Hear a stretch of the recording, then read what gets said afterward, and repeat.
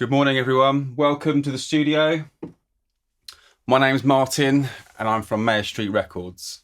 So on this bright, cloudy morning, there is really nowhere I want to be than be in the studio, especially when it's a bit damp and rainy. I think you know what I mean if you run a studio. You don't want to be dragged around the shops. You don't want to, well, we're in lockdown, so we can't do that anyway, which is a shame. So on that note, I hope you're all keeping well. And I hope you're using your own recording spaces. I've been running my studio for quite some time now, but I remember when it was literally just a small little mixer, a computer, and maybe a recorder of some sort, going back to that time. And it used to keep me really creative. And that's what I try to be as well here at the studio. So if you're in the same boat as me and you've built your studio, I welcome you. If you're in the boat of I've just got on and you're starting your own studio, I wish you well. It's a lovely journey. And to be honest with you, there's no better hobby as far as I'm concerned, because you can be creative, you can play with fun toys, you can learn how to make great sounds and what works, what doesn't work. So this is a fantastic environment, I believe, if you're a musician or if you're just more in the technical side of recording, producing, etc. But without further ado, let's get into sorry about that. Let's get into a recording video today.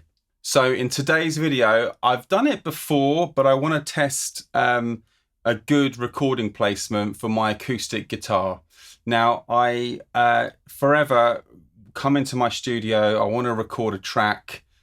I've got a nice little space behind the camera here to do the recording, but I've become lazy because I'm recording myself, for example, and I'll end up just using the space you're seeing right in front of you. So I'll move the rack, and I'll have the microphone here, I'll put the guitar here, and I'll just record.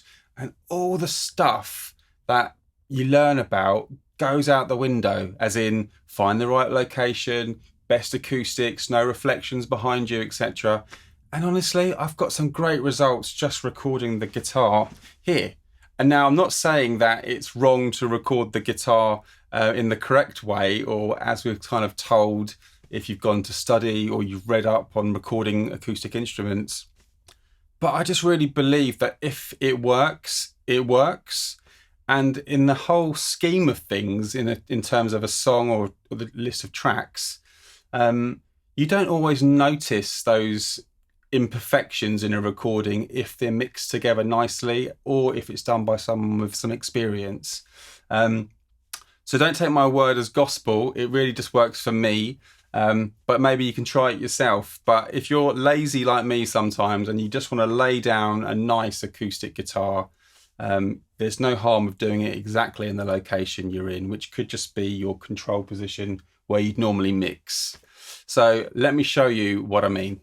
So recording the acoustic guitar can be as intricate as you want it to be, okay? But for me, I always go with the feeling of I want to enjoy the recording experience. I want it to be quicker than what it needs to be. And I want to get to that creativity more than worry about the technicalities. Now, the technicalities should have been sorted out way before you get into a recording session anyway. That's my honest opinion. And by that, I mean the wiring should have been thought about. You shouldn't be hearing buzzes in your system. You definitely need to know what microphones you're planning to use before a recording session. But if I knew an acoustic guitarist was going to come in, I'd definitely have a couple of nice condenser microphones hanging around just to play about, because I may have not heard the actual acoustic that the player was going to use until the actual session takes place. So that makes a big decision changer for your session, really. But yeah, at the moment, as you can see, I have an SM81 microphone rigged near enough towards me, and I'm going to use that to record my acoustic guitars. And as I've mentioned, in this environment, so not in an acoustically treated live room, and really just ready to record some natural acoustic sounds so I can show you how I get them. So I've got my guitar, I've got my microphone, I've got my preamp, I'm going into Pro Tools. That's my kind of chain of events.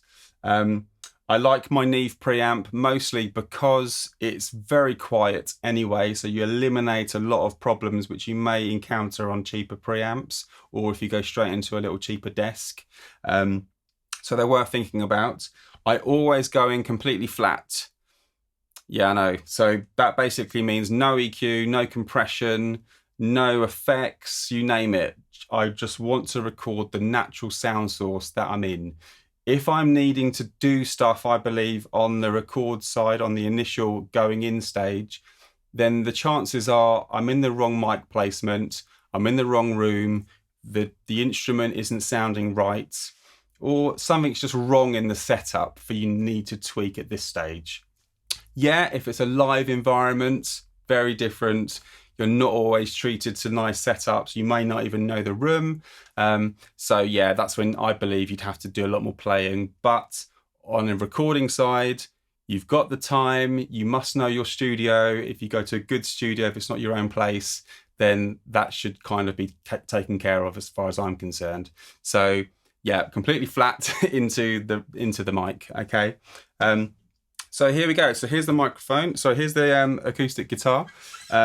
So yeah, so now let's do a recording take. I'm going through the SM81 as mentioned, and you'll now hear that microphone when I start playing to get an idea of the actual raw sound of the acoustic guitar in the situation I'm in at the moment. Okay, here we go.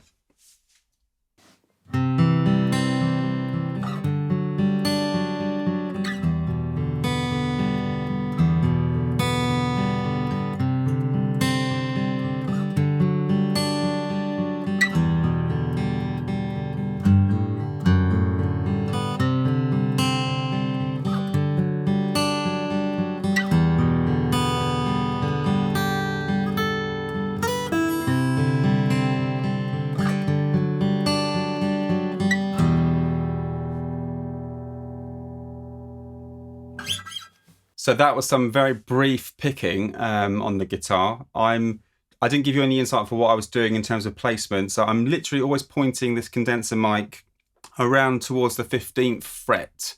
Now that's what I do deliberately, just from experience. Now, sometimes you can get more of a warmer sound when you sort of play towards this area here, nearer to the sound hole. But I've just found in this particular room, where I'm sat here are surrounded by recording gear, where you shouldn't really be technically to record, is the better placement for this microphone. Now, if I wanted to capture more of a room sound, you know, you might think back to Oasis, Wonderwall. It's a really thick sound he gets on the, you know, on the beginning bit of the song. You hear more of the room, I believe, and you hear more of the ambience. So because of that, the sound is different. So strumming, I would look differently personally. Recording sort of straight chords in this location, fantastic. And I'll show you a demo of that now.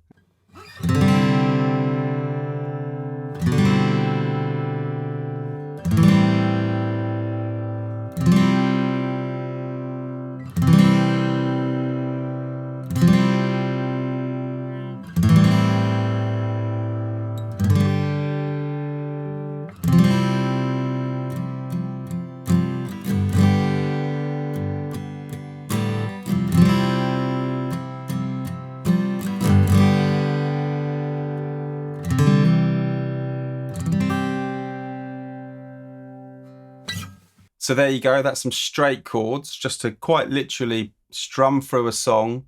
Imagine you've got the piano, you've got another sort of muted guitar going with that. You wouldn't notice if there was any noise, any particular, you know, imperfections in that particular take. So I hope it's given you food for thought what I've done. Obviously, you know, you've got to do it your way, and you've got to do it by what your client wants as well. That's always a big part. But if you're producing a record, you're in charge of exactly how it's recorded. Whether it's your own stuff or a band or an artist has come to you and they want you to make their record, you need to use all the knowledge and experience you're gaining to make that record happen. You don't have to give away your tips. You don't even have to give away your little cheats even, you know, to make things work. But at the end of the day, all you're looking to do is make a good sounding piece of music. Whichever route it takes for you to get there, I'm sure it will work just fine. So experiment. Don't just go with what you feel has to happen. See what makes life easier. See what makes the recording experience more enjoyable. Now, I hope you've taken away something from this particular video. I've only done it to share with you, to hope that you kind of get the same sort of ideas as I have, just from experience and recording. But I wish you well on your own recording adventures. If you've got any questions, comments, ideas for a video, drop me a message, be kind, and I'll do my best to come back to you as well. All right, thanks for watching, and then obviously stay well and stay safe. Cheers.